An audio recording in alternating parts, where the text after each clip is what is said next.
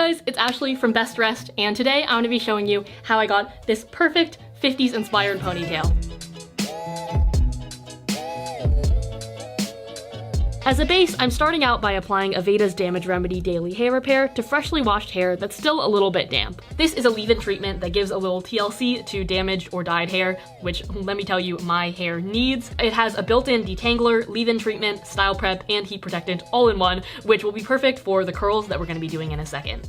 To add in some waves, I'm wrapping medium sections of hair around a 1-inch barrel. You don't have to be too particular about this because it's all going to end up in a ponytail anyways, but I did pay special attention to curl the two front sections away from my face since I'll be leaving those out later as face framing bits. Next, I'm using Aveda's Texture Tonic and tousling my hair for an even more voluminous and beachy look. First, I'm gathering the top half of my hair into a mid-ponytail and adjusting the top poof so my hair is just how I want it, brushing it back to smooth it out a little bit. The reason we're doing this is since it's a smaller section, I have a lot more control over how the top of my hair lays.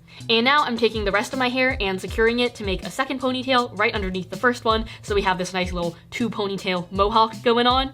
When I flip it back over though, ba-bam, it looks just like one ponytail but with a little extra length.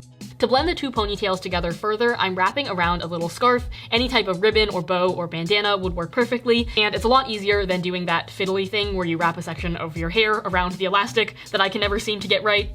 Alright, and that is the final look. I feel ready to go on a 50s road trip or sip coffee at a cafe in Paris and meet a cute guy and fall in love. A girl can dream. Thank you so much for watching. I hope you guys enjoyed. If you guys love Aveda products as much as I do, make sure to click that subscribe button to stay up to date on all of Aveda's beauty tips, tricks, and products.